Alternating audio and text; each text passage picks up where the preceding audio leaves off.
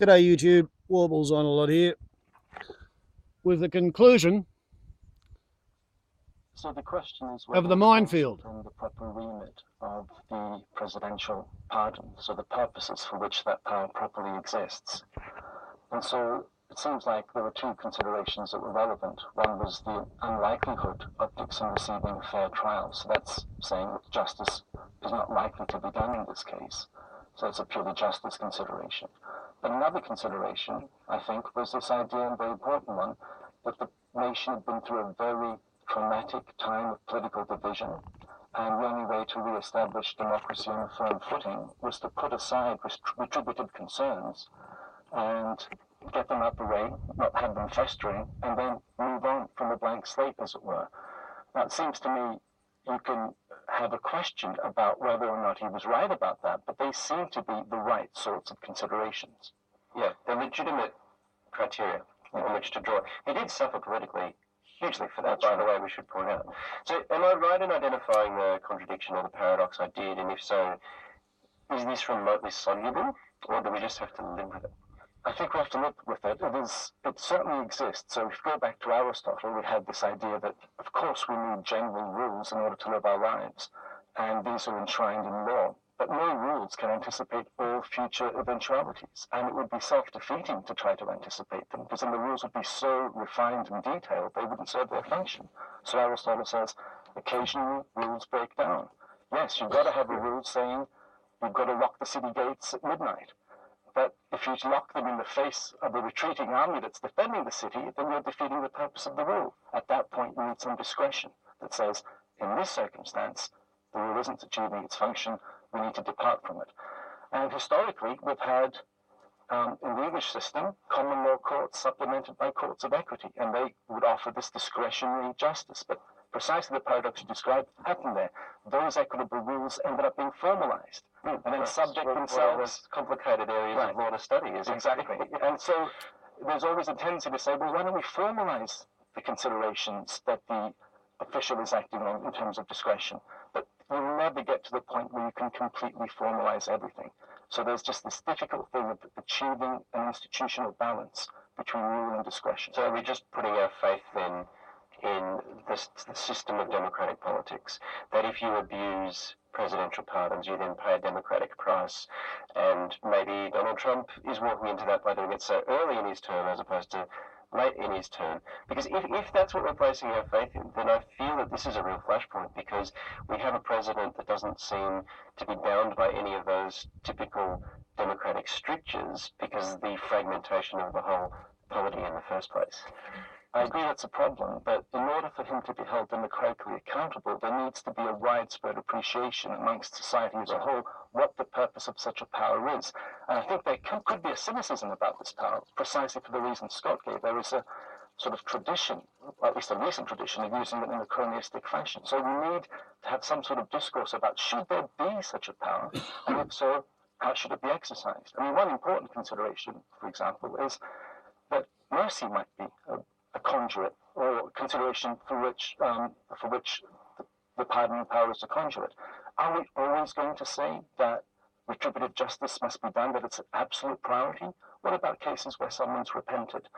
What about cases where someone's extremely ill and being sent to prison would be a hardship?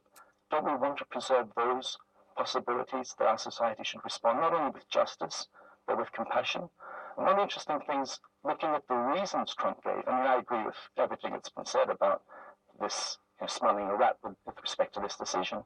But notice that the White House statement gave two reasons. One was that this man was someone of distinguished service, and the other was his great age. Well, that was an implicit reason. Now, in principle, those are relevant-looking reasons. You could imagine if there was someone who was a great war hero who suddenly was found embezzling some money or cheating on his taxes, you might say, well, in virtue of his great service, maybe we want to pardon him.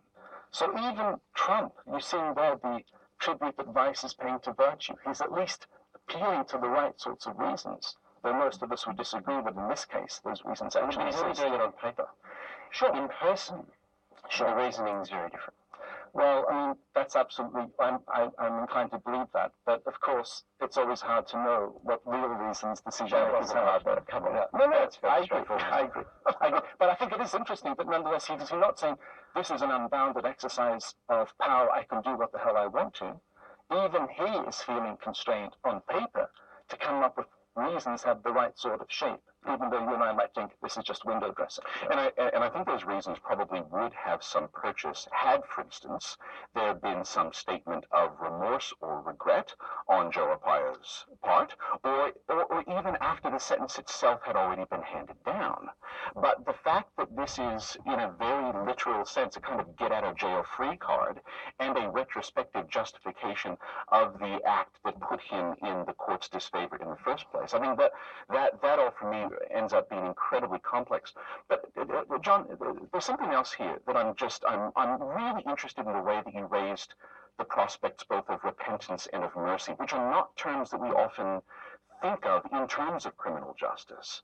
But I mean, one of the reasons, for instance, that I think, especially in the 1950s and 60s, the presidential pardons became so politically potent was because they were viewed as a mechanism by which some of the harsher, even more legalistic dimensions of the exercise of law could, in the short term, be tempered, that some kind of regard for the way in which transformation had taken place on the part of previous offenders, but also with a kind of forward-looking view that these are ways in which the law itself can be made more just. So pardoning has always been part of that, if you like, that greater purpose of the law, even where it can't easily be accommodated within the exercise of law.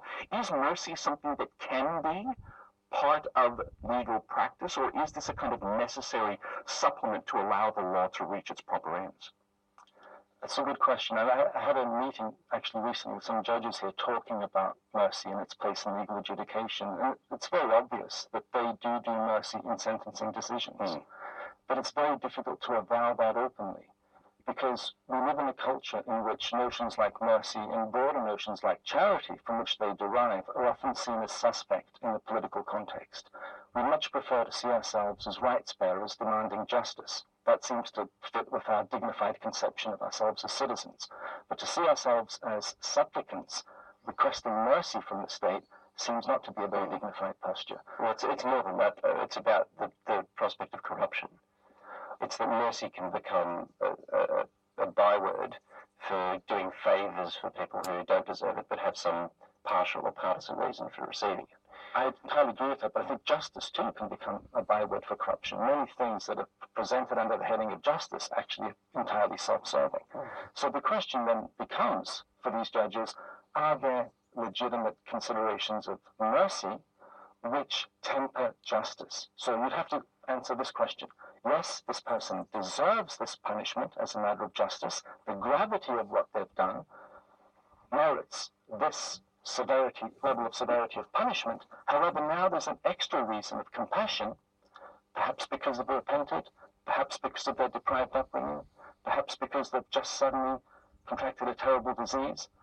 This extra reason of compassion that says, we will punish you less severely than you deserve. Now that's to say, not everything is exhausted by retributive justice, and that's a hard sell in contemporary society. Isn't that interesting, though? What you just laid out is almost a way of cutting diagonally across this debate between justice as a form of retributivism versus justice as being compromised by anything like alleviating the moral agency of the criminal, him or herself. It almost cuts diagonally across retributivism versus determinism. Well, it's a recognition that there might be considerations that go towards how we treat people, but they don't deserve to be responded to in that way, but nonetheless, we have good reason to do it. I mean, let me give you an example of prerogative of mercy.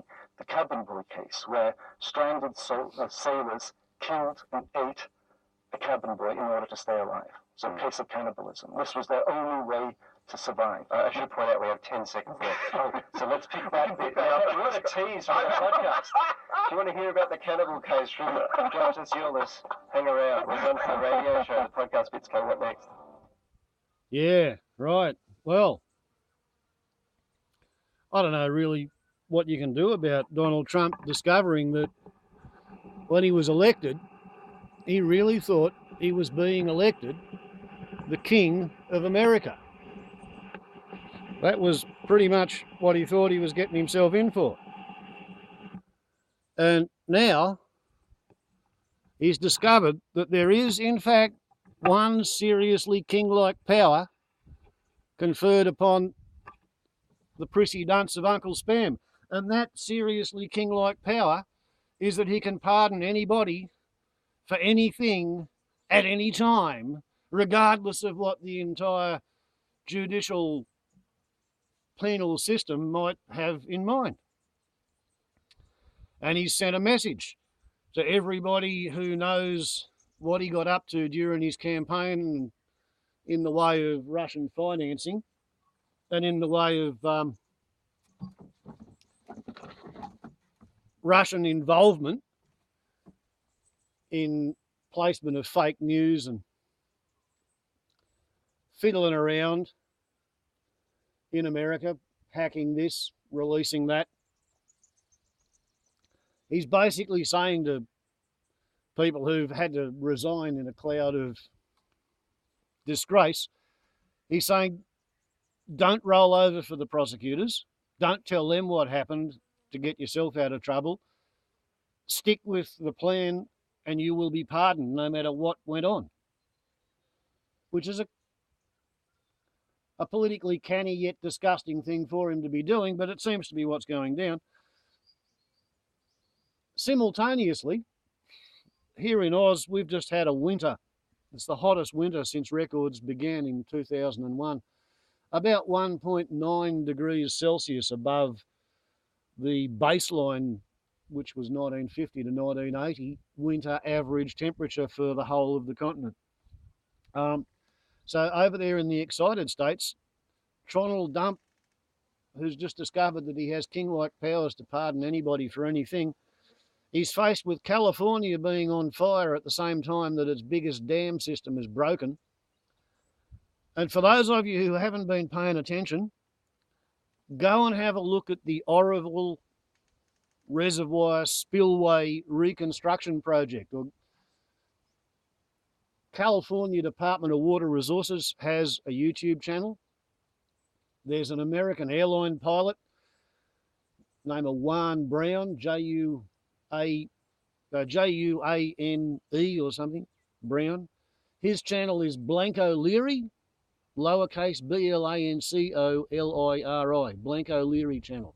Go and check out his coverage. And also there's a lady called Millie Kay, brackets, the Feather River Girl. She lives about 40 kilometres or 40 miles downstream of the dam, which has problems with its spillway, which kind of occurred in February when about the middle third of the spillway got ripped out of the ground where it wasn't actually anchored to bedrock. So they shut the gates on the main spillway, and then when the emergency spillway got tested in real life for the first time ever, it started eroding and head cutting, and they opened the main spillway and let it rip itself to bits about 1 hour before the emergency spillway would have basically completely collapsed. So there's the biggest construction project that America's got going at the moment is something like 690 people working around the clock to try and reconstruct the spillway before it rains again next time. And there's out of control forest fires over there. They've just had a really, really stinking hot season. The whole place is completely, totally cured as far as bushfire fuel is concerned. And meanwhile, Texas and Louisiana are all underwater, as are all of the oil refineries that line the Gulf Coast. And the chemical plants are exploding. And apparently in Texas, it's against the state law for local councils to have any zoning laws, because that would be an anti-entrepreneurial feature if you said to somebody, no, you can't go and stick your chemical plant in between two schools and a hospital and in the middle of town, like there was in a town called West in Texas in 2013, when their ammonium nitrate plant, which was a wooden building with wooden bins, caught fire and blew up. And I think, 25 people got killed, 250 got injured, half the town got destroyed. It's against the law to have, against the state law to have zoning laws. It's also against the law for local councils to require people to put fire alarms and sprinkler systems in their chemical fertilizer factories. So yeah, I wonder how long the American economy can get along without all of the energy and chemical products that comes out of the Gulf Coast, while it's all underwater and all their houses are been destroyed by the fact that they've been flooded and nobody's got anywhere to live and their economy's stopped. So that should be interesting. Hey, winning. They're going to get so tired of winning, proving that global warming is a Chinese hoax. Baubles on all at YouTube. Gotta go. Ciao.